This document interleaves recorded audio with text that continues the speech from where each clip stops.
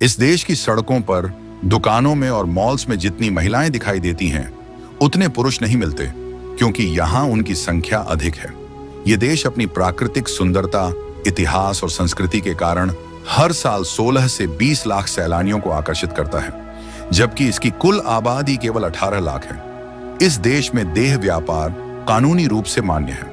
यहाँ के समुद्र तट इतने साफ और शांत हैं कि लोग हर शाम अपना कीमती समय बिताने वहां पहुंच जाते हैं। इस देश में दो बहनों ने अपने दहेज की रकम से एक प्रसिद्ध मस्जिद का निर्माण कराया।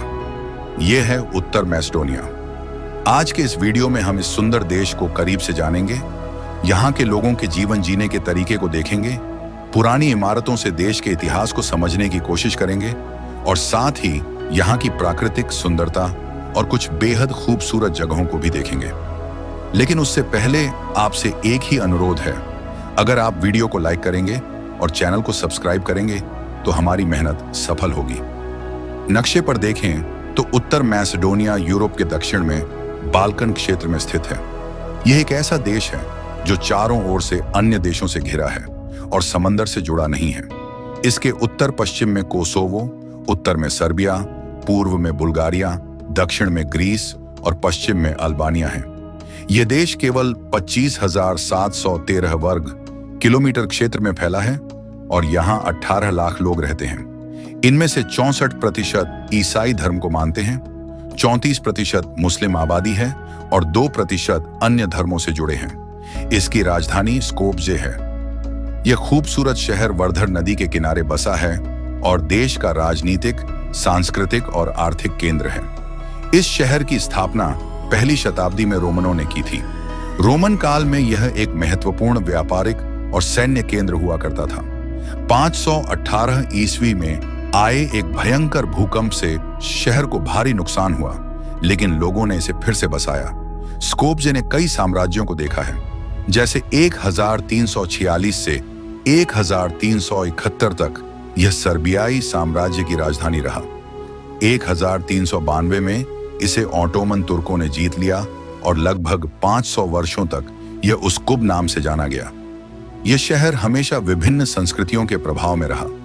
प्रथम और द्वितीय विश्व युद्ध में यह बुल्गारिया और फिर युगोस्लाविया का हिस्सा रहा। 1963 में आए एक और विनाशकारी भूकंप ने 1000 से अधिक लोगों की जान ले ली और 80% शहर तबाह हो गया। लेकिन यहाँ के लोगों ने हिम्मत दिखाई और शहर को दोबारा डिजाइन कर बनाया। आज स्कोप्जे के लोग मिश्रित जीवन शैली जीते हैं। यहाँ के लोग संगीत, नृत्य और स्वादिष्ट भोजन जैसे कबाबजे और गेरोचे का शौक रखते हैं। स्कोप्जे में कई खूबसूरत पर्यटन स्थल हैं, लेकिन सबसे प्रसिद्ध है स्कोप्जे किला, जिसे फोर्ट्रेस कहा जाता है। यह किला वर्धर नदी के किनारे एक पहाड़ी पर स्थित है और शहर की सबसे पुरानी ऐतिहासिक धरोहर है। इसका निर्माण 6ठी शताब्दी में बीजांटिन काल में हुआ था। यहाँ से पूरे स्कोप्जे का शानदार नजारा दिखता है। यह किला ऑटोमन और सर्बियाई साम्राज्य का गवाह रहा है। आज पर्यटकों के लिए बेहद लोकप्रिय स्थल है, खासकर इतिहास, फोटोग्राफी और प्रकृति प्रेमियों के लिए। किले के पास ही पुराना बाजार है, जो ऑटोमन वास्तुकला और स्थानीय संस्कृति का प्रतीक है। साल 2005 में इस देश का नाम बदला गया। पहले इसे सिर्फ मैसेडोनिया कहा जाता था। नाम बदलने के लिए हुई वोटिंग में केवल 35% लोग सहमत थे और 65% असहमत। फिर भी देश का नाम बदलकर उत्तर मैसेडोनिया रखा गया। मदर टेरेसा को कौन नहीं जानता। वे एक ऐसी महान शख्सियत थीं जिन्होंने अपना पूरा जीवन गरीबों, बीमारों और जरूरतमंदों की सेवा में समर्पित किया।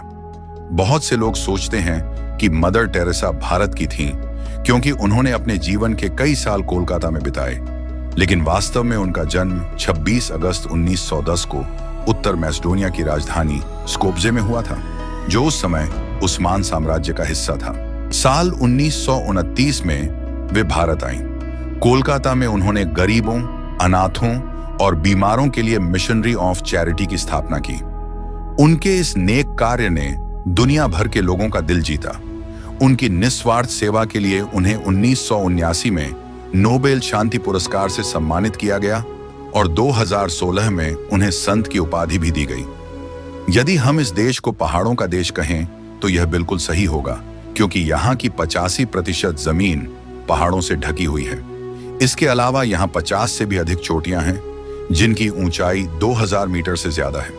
यही वजह है कि यह यूरोप का चौथा सबसे ऊंचा देश माना जाता है। सिकंदर महान यानी अलेक्जेंडर द ग्रेट का नाम आज भी नॉर्थ मैसेडोनिया में बड़े सम्मान से लिया जाता है। सिकंदर महान का जन्म 356 ईसा पूर्व प्राचीन मैसेडोनिया में हुआ था, जो आज उत्तरी मैसेडोनिया और ग्रीस का हिस्सा है।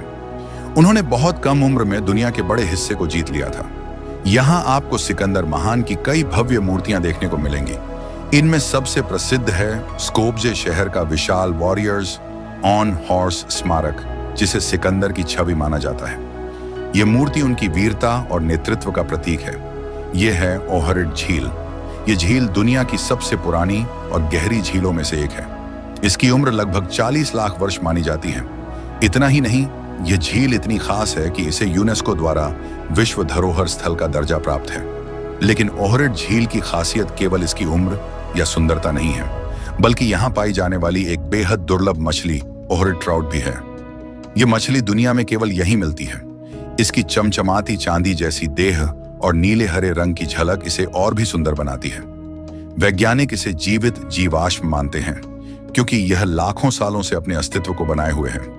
झील का पानी बेहद नीला, साफ और शांत है। चारों ओर फैले हरे भरे पहाड़ और प्राचीन चर्च इसकी सुंदरता को और भी बढ़ा देते हैं। यहाँ की हवाओं में अलग ही शांति और सुकून है।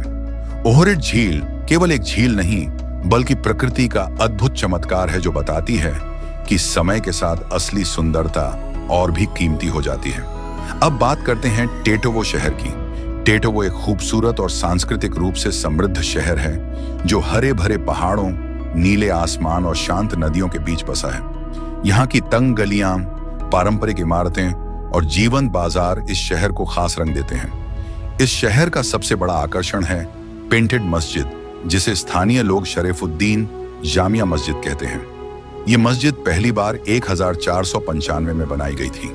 इसकी सबसे खास बात यह है कि इसे किसी बादशाह या सुल्तान ने नहीं, बल्कि दो बहनों खुर्शीदा और मेतिया ने अपने दहेज की रकम से बनवाया था। ये इतिहास में एक बहुत ही दुर्लभ उदाहरण है, जहां दो महिलाओं ने अपने समाज और संस्कृति के लिए इतना बड़ा योगदान दिया। इस मस्जिद की वास्तुकला जितनी पुरानी है, उतनी ही अनोखी भी। इसका नाम पेंटेड मस्जिद इसलिए पड़ा क्योंकि इसकी दीवारों पर बने रंग बिरंगे चित्र इसे किसी कलाकृति जैसा बनाते हैं। बाहर से देखते ही समझ आता है कि यह कोई साधारण मस्जिद नहीं है, बल्कि चित्रकला का जीवंत उदाहरण है। हालांकि टेटोवो की खूबसूरती सिर्फ इसी मस्जिद तक सीमित नहीं है। यहाँ के पहाड़ी रास्ते, पारंपरिक घर और चारों ओर फैली हरियाली एक शांति और अपनापन महसूस कराते हैं। यहाँ आकर पर्यटक न सिर्फ इतिहास बल्कि प्रकृति और संस्कृति दोनों का आनंद लेते हैं। हर साल देश विदेश से हजारों लोग इस शहर में आते हैं, कुछ इसकी कला को देखने, कुछ मस्जिद की कहानी सुनने और कुछ इसकी शांति में खो जाने के लिए। वैसे तो यह देश यूरोप में है और यूरोप के ज्यादातर देशों में यूरो प्रयोग होता है, जो भारतीयों के लिए महंगा पड़ता है। लेकिन उत्तरी मैसेडोनिया में यूरो नहीं, बल्कि मैसेडोनियन दिनार चलता है। भारत के 100 रुपये के बदले यहाँ 61 दिनार मिलते हैं, इसलिए यह भारतीयों के लिए अपेक्षाकृत सस्ता पड़ता है। साल 2005 में नॉर्थ मैसेडोनिया ने पूरी दुनिया को चौंका दिया था, जब यह दुनिया का पहला देश बना जिसने पूरे देश में वायरलेस ब्रॉडबैंड इंटरनेट की सुविधा उपलब्ध कराई। यह एक हाईटेक प्रोजेक्ट था जिसका उद्देश्य हर नागरिक को डिजिटल दुनिया से जोड़ना था, चाहे वह शहर हो या दूर दराज का कोई गांव। इस प्रोजेक्ट का मकसद शिक्षा, प्रशासन और कारोबार में तकनीक को बढ़ावा देना था। इसके तहत स्कूलों, अस्पतालों और सरकारी दफ्तरों को इंटरनेट से जोड़ा गया, जिससे लोगों को बेहतर सुविधाएं मिल सकी। तो दोस्तों, अगर आपको हमारी यह वीडियो मेहनत और जानकारी पसंद आई हो तो इसे ज्यादा से ज्यादा लाइक करें, शेयर करें और चैनल को सब्सक्राइब करके बेल आइकन दबाएं, ताकि आने वाली नई वीडियो आपसे मिस न हो। हम मिलेंगे अगली वीडियो में। तब तक के लिए नमस्कार, अपना ख्याल रखें।